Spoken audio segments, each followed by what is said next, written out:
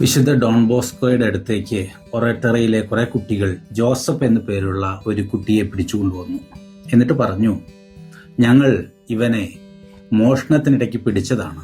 ഇവൻ നമ്മുടെ പണിശാലയിൽ നിന്ന് ആയുധങ്ങൾ മോഷ്ടിച്ചു. കുട്ടികളെല്ലാവരും വിചാരിച്ചു ഡോൺ ബോസ്കോ അവനെ ശാസിക്കും, അവനെ ശിക്ഷിക്കുമെന്ന്. പക്ഷെ ഡോൺ ബോസ്കോ അവനോട് പറഞ്ഞു, ജോസഫ്, ഇന്ന് വൈകുന്നേരം നമുക്ക് ഗാർഡനിൽ വെച്ച് സംസാരിക്കാം. എന്നിട്ട് ഡോൺ ബോസ്കോ തന്റെ ജോലികൾക്കായി പോയി. വൈകുന്നേരമായപ്പോൾ ഡോൺ ബോസ്കോ ഗാർഡനിൽ ഒരു ബെഞ്ചിൽ വന്നിരുന്നു. മടിച്ച് ജോസഫും ഡോൺ ബോസ്കോയുടെ അടുത്തേക്ക് ചെന്നു.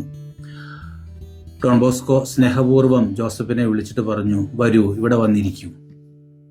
ഡോൺ ബോസ്കോ അപ്പോൾ ഈ ജോസഫിന് ഏറ്റവും ഇഷ്ടമുള്ള ക്രീം കേക്ക് 2 കഷ്ണം കൊണ്ടുവന്നിട്ടുണ്ടായിരുന്നു.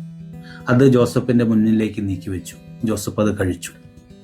കുറച്ചു കഴിഞ്ഞപ്പോൾ ഡോൺ ബോസ്കോ സംസാരം ആരംഭിച്ചു. ജോസഫ്, എന്താണ് സംഭവിച്ചത് എന്ന് എനിക്കറിയാം. നിന്റെ ഹൃദയം എനിക്ക് കാണാം. നീ നല്ലൊരു കുട്ടിയാണല്ലോ. നീ ഒരു തെറ്റായ തീരുമാനം എടുത്തു എന്നേ ഉള്ളൂ. നീ നിന്റെ ജീവിതം കൊണ്ട് എന്താണ് ചെയ്യാൻ ഉദ്ദേശിക്കുന്നത്? നിനക്ക് എങ്ങനെയുള്ള വ്യക്തിയാകണം?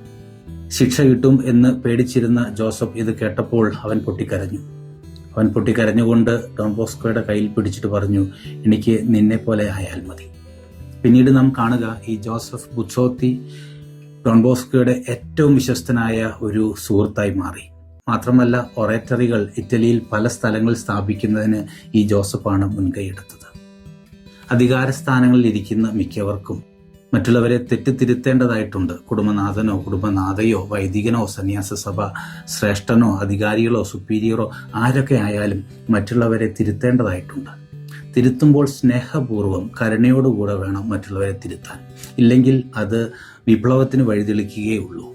സ്നേഹപൂർവ്വം തിരുത്തുന്ന എല്ലാവരും നന്മയിലേക്ക് കാൽവെക്കും.